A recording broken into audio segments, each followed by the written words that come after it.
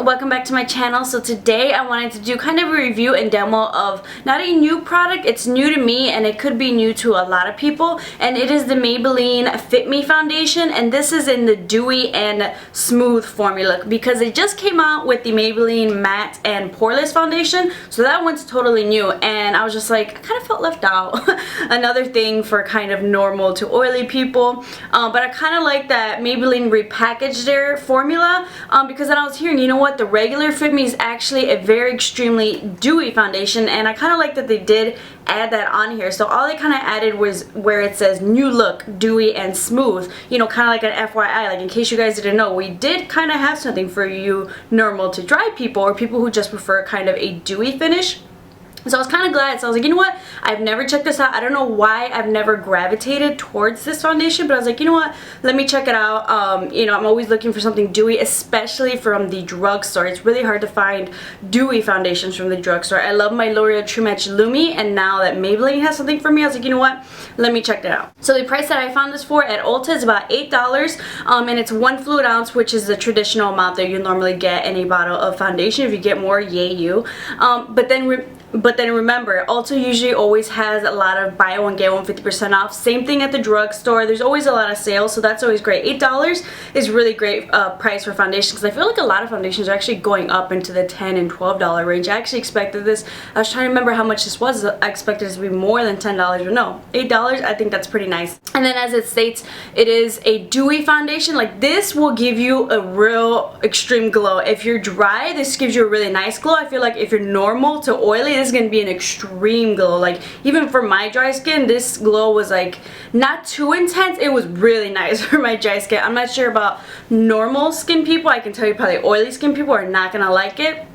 And then, because I would always hear a lot of different reviews about this foundation from people, they're like, oh my god, I did not like this, you know, I didn't care for it. But then I'm thinking about it, oily bitch, oily bitch, oily bitch, oily bitch, greasy bitch. So I was like, okay, the ones who didn't like it are the ones who oily. And of course you're not gonna like a dewy foundation as much. Some, you know, people with oily skin can make it work and they like it, but you're most likely not really gonna enjoy it. Just as if, you know, I were gonna try it on these mattifying, you know, type of foundation as a dry person, of course I'm really gonna hate it. Like, I always kind of like steer away from them, you know, knowing that it's matte. I'm just like, you know what, let me not, because I'm probably not gonna like it. If I got it for free, you know what, I'll test it out just cause, but I'm most likely not gonna waste my money because I probably know how it's gonna turn out. So I can definitely say that because before it didn't have the indication that it's dewy, kind of a glow, I can kind of see that.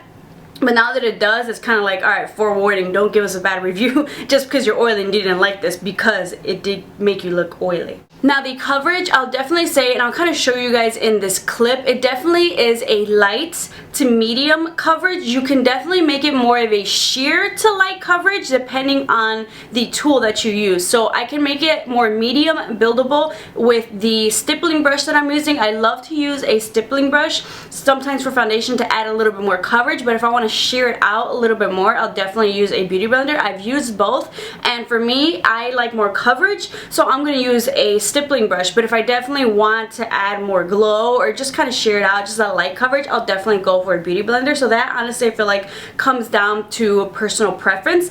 And I feel like as though it's, as you can see, I still had blemishes, and I feel like it actually did cover those up really nicely. And to build it up, I just had to add an extra foundation, you know, to those spots that I wanted to cover up, and I think it did a really nice job. Also, however, for a lot of foundations, I feel like that's what, you know, green concealers and, you know, corrector concealers are for, if you want to cover either dark circles or, you know, red spots around your skin. So I don't really imagine, or I don't really look for foundations to do that as much for me. It's unless I'm specifically looking for a full coverage foundation. If the foundation says full coverage, you better hide all those spots. Like, I shouldn't have to work extra hard. But if it is like a light to medium coverage, I expect that I will be using a concealer if I feel like it, and if not, if it's just like a regular go-to, let's on the run, just kind of look presentable, I'm fine with it, especially for the workday. I don't conceal all the time, so I'm fine with it because I feel like it does cover pretty nicely. Like, I don't have that kind of peeking through. And then with the wear of it, I feel like even when I do build up the foundation, it doesn't feel really heavy or cakey on my skin. I definitely do feel like a nice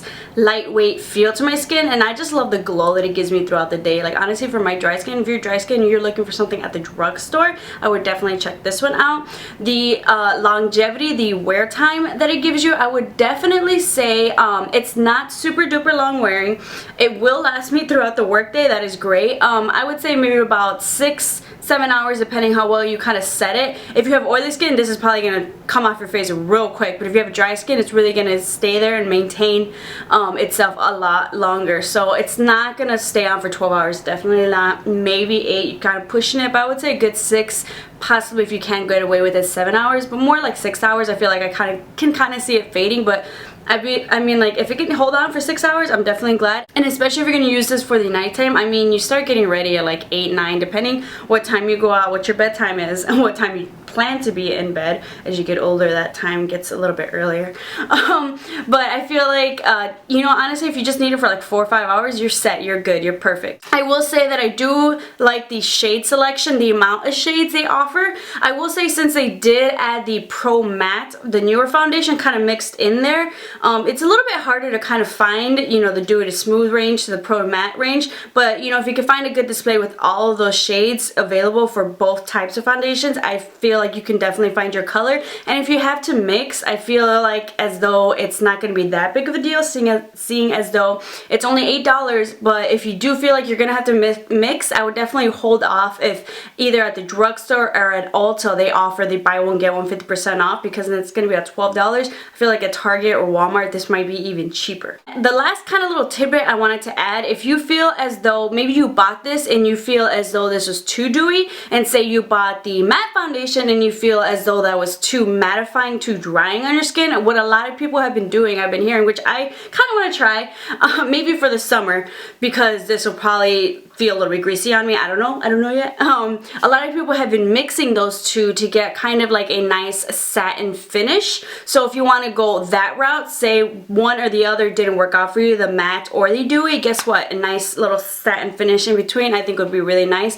And if it doesn't work for you in the winter, I would definitely say, you know what, check it out again in the summer. So that's what I like to do. I definitely want to, especially when I review products, I want to see how it works for me in the winter, how it works for me in the summer, and then from there I can kind of gear as if, you know, is this going to be my winter routine or is this going to be my summer routine sometimes? And if it's great for all year long, that's even a great bonus. So I hope you guys enjoyed this mini review and tutorial. I just wanted to talk about this product, especially with the mattifying Fit Me foundation coming out. Like, I feel as though people like me, there's probably some people out there who missed the regular foundation or just never thought to look at it, and now that it offers the Dewy and Smooth, especially if you're dry to normal skin and you never realized that, guess what? Check it out. Don't feel left out if you don't want to go totally on the matte trend. I think this is a great option. This has definitely been a favorite foundation of mine. Not only the price, the color range, the longevity, the wear time. Like, I love all these things that it offers. So for my dry, maybe to normal skin, this is going to be a great option.